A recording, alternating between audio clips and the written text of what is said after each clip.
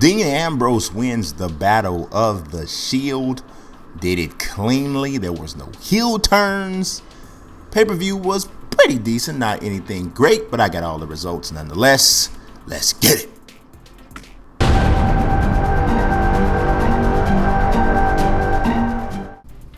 So we get underway with the pre-show, and it was a pretty decent pre-show match. Breezango took down the Usos. The Usos are kind of like the uncrowned kings of the pre-show. I mean, like, I don't know about the stats, but they have to have appeared on more pre-shows, pay-per-view pre-shows than any other tag team. The match was pretty cool. Jimmy Uso, I think it was Jimmy. Hey, I'm not even going to lie and say I know which Uso is doing what at all times. But Jimmy, I believe, went for the Uso splash on Tyler Breeze, but he got a little bit impeded by Fandango, which gave Tyler Breeze an opportunity to get both knees up as Jimmy came down for the splash, rolled it nicely into a pin. Good in-ring work for Tyler Breeze. Got the roll-up pin and the victory. These are like consecutive, 2 or 3 clean, impressive wins for Breezango, and I don't know, I might be crazy, but they starting to look a little bit like a poor man's Midnight Express. Now, I did say poor man's, so before y'all lose your minds.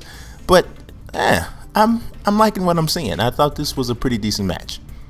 Next up, it was Sasha Banks and her mystery partner, not that much of a mystery, against Charlotte and Dana Brooke. I thought the mystery partner should have been Nia Jax, but I already knew they weren't going to do that, even though I wrote an article for Forbes saying that should be the case. But you know how you want something to happen, but you know it's not? That's what this was. The mystery partner was Bayley, and everybody knew that, which was what made it kind of lame. You didn't draft her. She's the biggest female star in NXT. Who else is it going to be, right? The match was kind of short, actually, and I thought Bayley looked kind of maybe nervous or tentative. I don't know. She just didn't explode into her moves like she normally does. But Sasha, I thought, worked one of her best matches since she's been called up, and she did a pretty good job. The end came after a little bit of a scramble where Sasha ended up getting the bank statement on Charlotte for the second time in the match and made her tap in the middle of the ring. Dana Brooke was obviously not a factor. She very rarely is. So there it was. Bayley wasn't drafted, and they talked about there were no real plans for her to stay on Raw or SmackDown. So I don't know, maybe she'll probably go back down and feud with Asuka for a little bit. I don't know. But, it was okay. Would have been better if it was Nia Jax. Next match was The New Day against the Wyatts. I was really looking forward to this match. New Day came to the ring with some kind of weak mic work for me, but I think that was kind of okay because they're fighting the Wyatts, and it's a serious time. Whew, be serious. Kofi was the one taking a beat down. There's always somebody in the 6-man tag that gets a beat down. He's taking a beat down from the entire Wyatt family. But the big confrontation we were all waiting to see was Xavier Woods against Bray Wyatt. And Woods did the whole "I'm so scared of Bray" thing. And then he snapped out of it and kind of went on a little rampage, little comeback moves here and there. He's knocking guys down, doing all of that. Then Braun Strowman grabbed him by the throat on the apron, and Big E breaks it up with one of his ring the apron tackles. But as soon as Woods turns around, there's Bray Wyatt on all fours, or reverse all fours spider thing. And he gets Woods into the Sister Abigail. Bye-yow. Match is over. It was kind of crazy, a little bit bittersweet, though, because this is probably the last Wyatt family match because they got broken up with the brand draft. So I really don't think that the gimmick was awesome, but I really don't think it was properly utilized over its time. But we'll see what's next for both of those men. The next match was Rusev against Zack Ryder for the United States Championship. Ryder has been doing some good work lately, but I already knew he wasn't going to win the U.S. title. It's nowhere in the world they're going to take the U.S. title off of Rusev at this point, especially not to give to Zack Ryder. Rusev I think is a future WWE champion, and I don't know, maybe it'll be a world heavyweight champion because I think there's another belt obviously still coming. You know it is. Come on now. Ryder hit the broski boot and the Rough Rider, but it wasn't enough. Rusev reversed an elbow from the top rope and then landed the kick to the back of the neck and then turned it into the Accolade. Ryder tried to push through the move and they made it look like he was going to actually break the Accolade, but Rusev leaned back into it. And, that once he does that, nobody ever breaks out of it. And he was going to, so he got the tap, and he was going to keep beating on Ryder. But here comes Mojo Rawley to the ring to rescue his partner, but Rusev would not engage in a fight with him because if you think about it, Riley's going to SmackDown and Rusev's going to Raw, so it wasn't like they could do much with that, so why even have them scrap? But I thought it was a decent way for Mojo Rawley to make his big-time debut. There was some brief mic work between Seth Rollins, Mick Foley, and Stephanie McMahon. Seth came in to talk about how great of a superstar he was and all that. It was a decent set. Rollins mentions that in about 9 months there was going to be a boom of babies named Rollins. I don't know anybody who would name their child Rollins. It's kind of weird, but all right, whatever you say.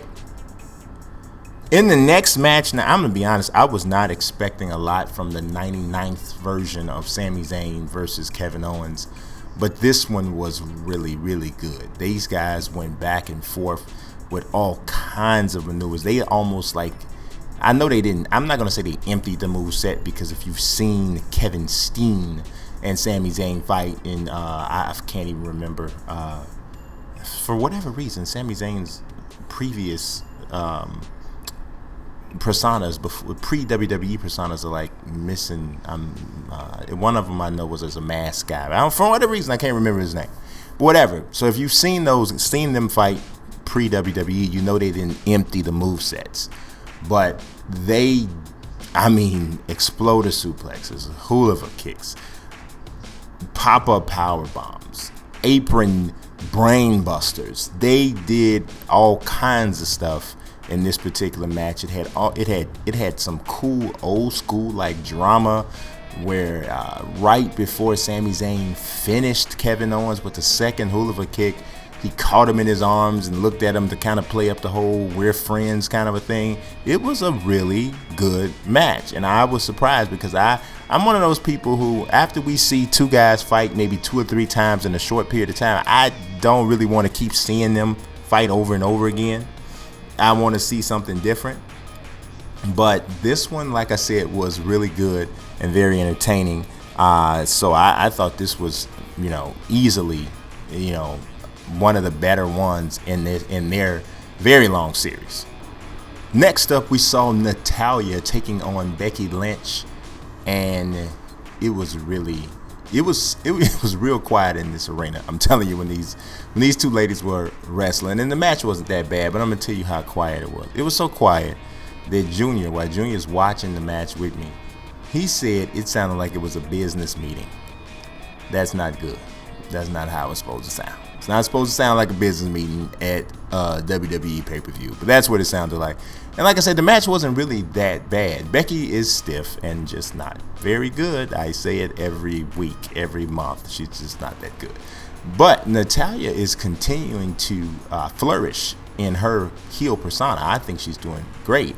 She's always been one of the best workers in the ring, and to me, she just seems a lot more comfortable. I guess people maybe didn't think she could pull it off, but she's doing it really well, and I was really happy to see her booked to win clean.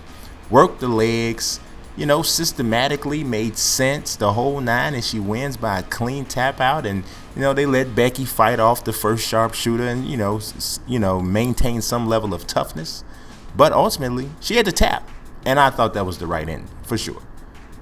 The next thing we saw a little segment in the background with Daniel Bryan and Shane McMahon giving a pep talk to champion Dean Ambrose. It was pretty standard stuff, but it was really funny line Dean Ambrose had. He said that out of all of the people that the Shield beat up, you're my favorite, Daniel. I thought that was fairly funny. Pretty cool. So it was it was a nice little intermission there. Next, we got Darren Young's match against The Miz for Miz's Intercontinental Championship, and it was a fairly basic match. Darren Young had some nice spots, but most of all, I like the direction that Darren Young's character seems to be headed.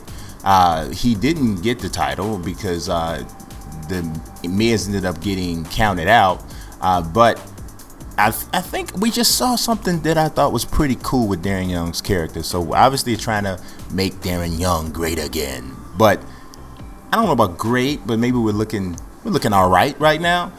So the Maurice smacks Bob Backlund outside of the ring. Really hard little slap there for the old man. He falls down and gets up like he's raring to go. Maurice falls down, faking as if Bob Backlund pushed her down. The Miz jumps out the ring to defend his wife. Bob Backlund has ripped off his shirt halfway, and the Miz pushes him down.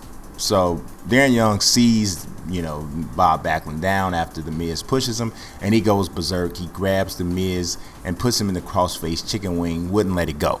But the part that I liked was afterwards, Darren Young stared at his hands the way Bob Backlund used to do after he put on the crossface chicken wing, as if what did I do? I wasn't even aware I was capable of doing something like that. And I'm hoping that they're taking Darren Young in a direction of he has a split personality, because let's be honest, Darren Young's pretty boring. It's pretty boring, right? He's decent in the ring. His mic skills are when he tries to be funny, it's not really. When he tries to be serious, it kind of comes off kind of goofy. And, it's just something's missing, right? But if they add this, I think this might actually work for him, where he has the maniac side. So I don't know. We'll see what happens, but I think that was a pretty decent little angle that they went through.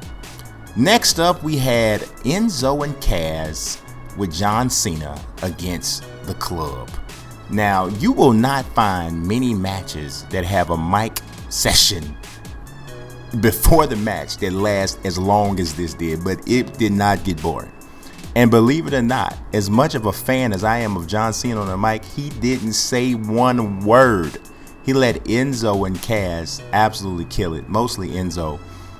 Man, the dude had so many one-liners in this segment. It was truly incredible. It was just crazy. So you can't Washington, D.C. me, because they were in Washington, D.C., it was just all over the place, man. He just kept giving all kinds of, just dropping all types of gems. It was really a good segment. Then Big Cass comes in and he does his deadpan humor, which was cool because he said that AJ Styles had a soccer mom haircut, which was pretty funny. And he also got the crowd to chant soccer mom at AJ Styles for the rest of the match. All John Cena could do was applaud because he already knew that these two dudes had just blazed it up. The Club came down, and the match itself was pretty decent too. They had some nice moves there. We saw the double-handed choke slam from Luke Gallows on Big Cass, which was, man, Big Cass got thrown around a bit in this because he also got the Magic Killer laid on him. But in the end, the victory came when John Cena hit the attitude adjustment against AJ Styles from the top rope and got the clean pin. It was a good match. It wasn't one of those, it wasn't as good of a match as, you might see in some of the other really high profile 6-man tags. Obviously, if you think back to Team Hell No, and I forget who it was that teamed with them, but it was Team Hell No and somebody against, was it Team Hell No and John Cena? It might have been Team Hell No and John Cena against The Shield. Now that was one of those really super memorable matches. Obviously, The Shield is a common denominator in some of these examples because another one was Evolution against The Shield. So those were some special 6-man tags. This was not on that level, although the mic work that preceded the match was pretty doggone good. I mean, you really can't front on that mic work. They, Enzo and Cass are they're special on the microphone, and they deserve to get, I kind of, at one point I thought, I'm like, you know what, this is going to get old with these guys. People are going to get tired of hearing, the mic work go off the way that it's going off. But I don't think so, man. I don't know if that's going to happen. I think that these guys have some serious staying power with what they're doing. And they certainly did a great job tonight. The next segment was the highlight reel, which brought Randy Orton back out. He'd been out for a while with a shoulder injury. Chris Jericho's highlight reel. Now, Chris Jericho, you guys have heard me on recaps in the past, and you know I'm not a fan of his in-ring work anymore at all. But this dude is still phenomenal on the microphone, and this was one heck of an episode of the highlight reel. Jericho starts it off, perfect tone. Quiet.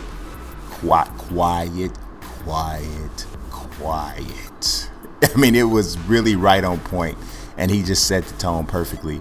Randy Orton comes out, gets the huge pop, but Orton had the line of the night. As good as Enzo and Cass were, Orton had the line of the night. He says, what does it take? 16, 17, 18, 19, 20 suplexes to get to Suplex City? Well, it only takes one RKO to get to Viperville. No enhancements needed. Oh! It was nasty. I mean, to actually call out the PED violation, that was pretty sweet. I dug it. Everybody just couldn't wait, of course, for Randy Orton to hit the RKO out of nowhere on Jericho. And Jericho teased it really well. He was like, now? Am I going to get it now? And ultimately, he did get it. So they had to give it. It was pretty cool. I love that segment, actually. To me, that segment was the best part of the show. In the main event, Seth Rollins, Roman Reigns, Dean Ambrose. As I already mentioned to you, Dean Ambrose retained the title, got it cleanly. It makes sense to me. They're trying to establish SmackDown. So you didn't necessarily want to take the title away, even though I'm already, like I said to you earlier, I'm pretty positive they're going to be building and creating a new championship the way it used to be when the brands were split before. But for right now, in the early stages, didn't want to take the belt off of SmackDown. So, and Ambrose is hot, man. I mean, right now he is blowing up with everybody. I mean, I still find him to be the weakest member of the Shield, but that's not really an insult because all three of them are good, right? And I thought Ambrose was good in this match. I thought he worked well. Rollins is always good. Rollins is good in the ring. Just if he was just blindfolded, he'd be good in the ring. And I also think that Roman is really good in the ring as well. And all three of them were good tonight. But it was missing something. We saw a lot of nice bumps and things of that nature. Seth and Dean Ambrose teamed up to powerbomb Roman Reigns through the table. Roman had several awesome moves that the crowd booed because they're stupid idiots. And Seth was just crazy good with the superplex into the Falcon Arrow. I mean, he had a monkey flip reversal where he was flipped up and just with the same single bound, he hops right over the top rope. The dude is silly. He's silly with it, right? Ambrose stuff is never as dynamic in the ring, but he was solid and smooth, and there was no weirdness to the moves for the most part. I think there was one area that was a little choppy, but for the most part, it was tight.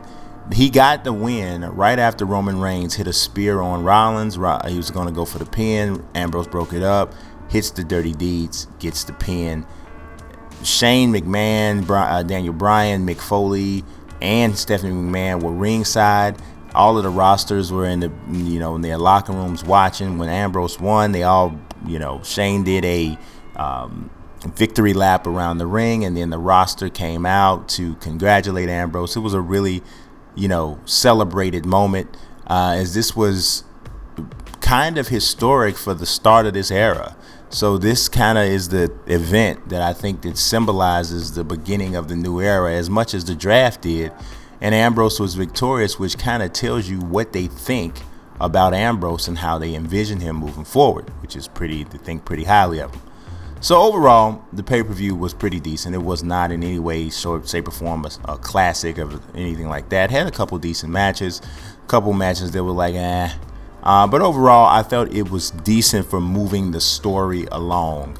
I'm interested in seeing what happens on Raw, which is, the obvious point, and then subsequently what's going to happen on SmackDown as well. So that's all I got for you. I do appreciate you watching. God bless. Peace.